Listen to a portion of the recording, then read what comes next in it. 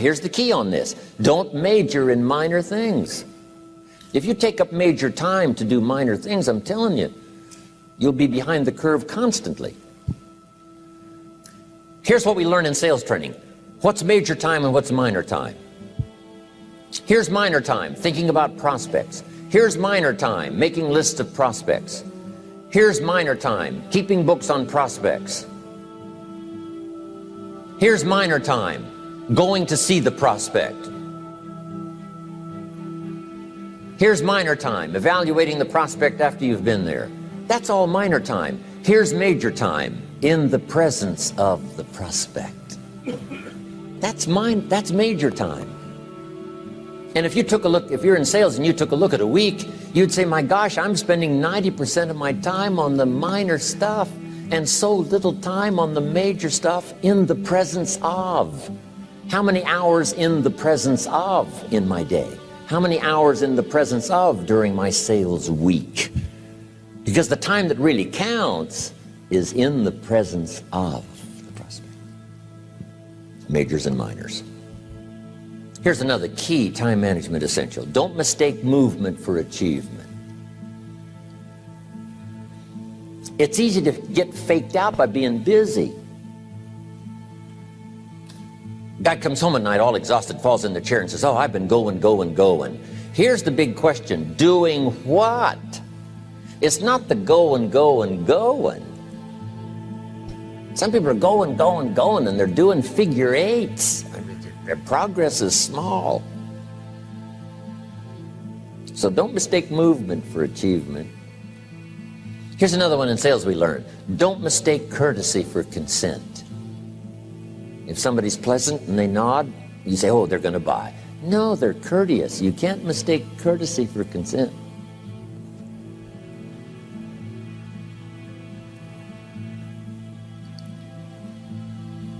Now here's a big one, concentration. I had to learn this. All those years ago, I'm in the shower trying to compose a letter. Found it turns out to be a strange letter. So here's what I learned to do. Save the work till you get to the office. Save the work till you get to the work. Don't try to get to the office on the way to work. On the way to work, enjoy the way. In the shower, enjoy the shower. Then go to work when you get to work. I found this to be helpful. Concentration. Here's another big one. Learn to say no.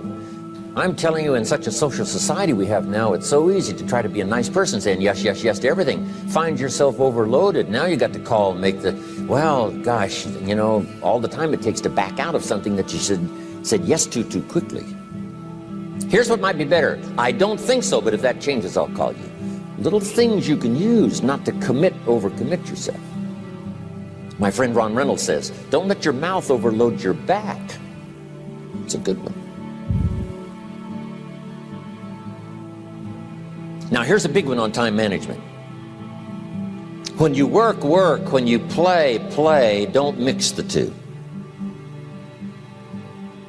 Don't work at play. I used to take my family to the beach and I would bring my briefcase.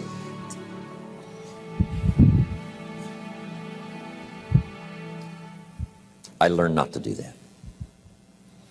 Or at the beach, I'm saying I should be at the office. Now my family's upset because I'm at the beach and I'm thinking office.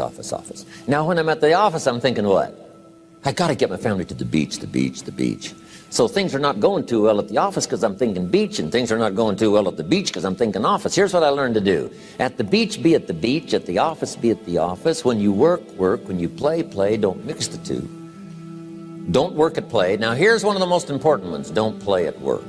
Work is too serious. You don't want the reputation of being the office joker. It's not a good one. Yes, there's time for some pleasant stories. Yes, there's time for a little humor. Yes, best if it's a happy office, of course. But I'm telling you got to be serious about work because you're parting with a piece of your life for the work you do. Your work costs you a piece of your life. Here's what it's called. Serious business. Not grim, not unhappy, but serious. Key. Don't play at work. The old expression, I don't think we use it anymore, horse around at the office. Play around, play jokes, play tricks. No place, not at the workplace. At the beach, yes. At the bar, yes. Somewhere else, not work. You got to treat work with all due conservative passion, because it's leading you to your future. Here's another key phrase: all work is good. You may not like your job, but if it's the stepping stones to get you to where you want to go, you got to appreciate your job. You don't have to have a passion for your job. Here's the ultimate passion: a passion for incredible success in every department of my life. That's the passion. But don't look down on some menial job you have to do to finally get you to where you want to go. No job is menial. No job is not, every job is noble. Training life for pay, making a contribution to society. Next, analyze how you are. And if you have some weaknesses, if you doesn't seem like you can change, here's the key: get it covered. I used to keep promising myself I'd keep the books, keep the books, keep the books. Finally, I gave that up. And back then, it only took me an extra $50, $60 a month for some accountant to keep the books. I said, no, I'm going to save the $50. You can't believe what I started losing in productivity because I tried to save the $50. So the key is, a lot of the time you can stay like you are, but just make sure you get it covered. Okay. Next, beware of the telephone and all other systems of communication, especially the telephone at home and systems of communication at home. And here's one of the best lines I've got for you for the weekend: let all communication systems serve you, but don't let them intrude. When it comes time to have dinner with your family, you shut off all systems, unless the ones that can take messages silently. Don't let the phone ring. Don't let anybody intrude, come through the front door nor the back door, nor through the telephone or any other device. So you can't reach John and his family when he's having dinner. The President of the United States couldn't get through. If you develop that kind of a reputation, father, mother, when we have dinner, when we're visiting and have this time with our family, nothing intrudes. So don't let these clever little devices keep intruding. You've got to have a place that's sacrosanct, it's valuable. You don't let anything in for that period of time. Okay. Isn't that good advice? Excellent advice. Here's the next one. Read all the books. You know, I've only got a few notes here on time management, but if you've got some particular challenges, you run a big organization, a big corporation, you've got some challenges, there's plenty of books. Now, here's what's next. Just be more alert to the things that might be stealing your time. Here's why. Time is like capital. You can't let someone steal your seed corn. You can't let someone steal your capital. And you can't let someone steal your time.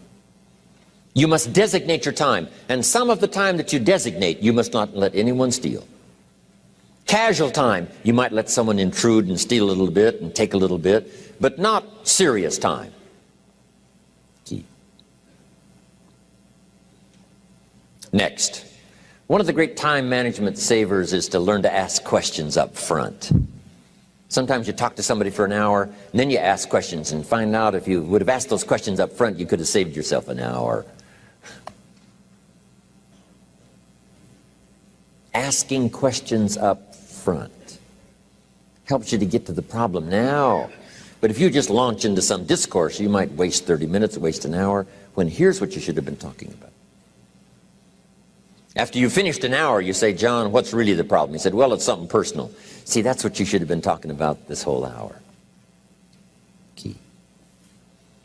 Next, learn to think on paper. Now we're going to take a break. Some ways to think on paper. One, we've covered one. Solving problems. Take it out of your head and put it on paper. Another one is setting goals. Making these lists we've already started. Here's another good way to think on paper. It's a projects book. Each person you're working with and each project you're working on, get a loose leaf binder and a tab and some pieces of paper behind the tab, and do a little continual summary of how it's going between you and that person and between you and that project. I call it a projects book. It is so useful to me. But what's going on between you and this person? When you last got together, what did you talk about? And you got a few notes there. Here's what we talked about the last time we got together. Now when you get together again, you can review that so you'll know better what to talk about. When the president gets ready to travel and he's going to meet some important people, guess what they bring him? All these briefing books. Right? The last time you were with Khrushchev, Kennedy is informed. Here's what he said and here's what you said. Kennedy said, oh, that's valuable. I need to remember that. If a person is important, it's worth a little running account. You might even have a projects book for your children. Here's what's happening between me and my child. We've talked about this, and we've talked about this, and we've talked about this. Next, a day timer. Keeping track of all of your appointments. You know, mine is all filled with, when to catch an airplane, and when to do a seminar, and when to sit down and have a conference, all the rest. Next is a game plan. If you've got a house and the insurance is going to come due and some other things are going to come due, you just put it on a spreadsheet and make sure it's taken care of. Key phrase, take things out of your head and put them on paper. And the key is to just experiment with different ways that helps you to do that. Now here's the last one, thinking on paper. And that's to keep a journal. One of the things I'm known for around the world, have been now for 39, 40 years, is keeping a journal. Now my journal is not it's not necessarily it's not like a diary. It might be part diary. I'm flying over Ireland and I write down a few little things that impress me. Today I met this person. Wow, what an extraordinary event. Today I conducted this seminar in Rome. 1,000 people stood up and sang for me. I've got a little bit of a diary in there. But here's what primarily your journal is for. Collecting good ideas. A journal is to collect good ideas on your health, good ideas for your business, good ideas for your future, good ideas for time management. Because I used to take notes on pieces of paper and torn off corners and backs of old envelopes and restaurant placemats. And I threw all this stuff in a drawer. It did not serve me well. I finally learned to get a bound copy, right? And just keep a journal, right? If I was here, I had my journal, I'd be taking notes, right? These 2 days in my journal. Now, if you're caught without your journal, you just take the notes when you get back home. You put those notes in your journal, throw the paper away. Because we don't usually go through paper to review. But see, my journals now make up a significant part of my own library. My journal's all reserved privately for my children and my grandchildren. Can you imagine what I've collected over the years? It's unbelievable. There are 3 treasures to leave behind. I think you've already got those notes, right? Here they are. Number 1, your pictures. Don't leave the event unrecorded. It takes only a fraction of a second to say, here's who I was with. When I travel the world, right? We take all these pictures, and here's one of the gifts. People send me the pictures they took of me and them. It's part of the treasures I have on the farm. Incredible.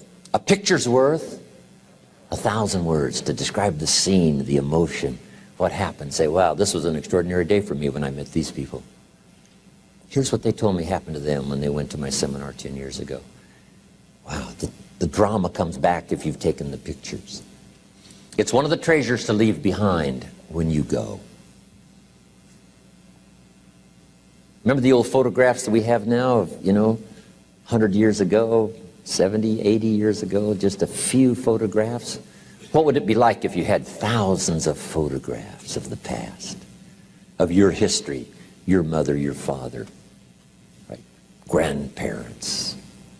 So change all of that now for your children. Leave all your photographs as a record. Here's what's next to leave behind, and that's your library. The books that changed your life, the books that changed your health, the books that rescued you from oblivion, the books that you passed on to other people, they were so exciting for you, the books that made you financially independent, the books that developed your leadership, the books that gave you wisdom to ponder when things were tough, the books that got you through the winter, the books that helped you to plant in the spring and harvest in the fall. What a treasure to leave behind. If you do that, here's what's for sure. Your books will be more valuable than your furniture.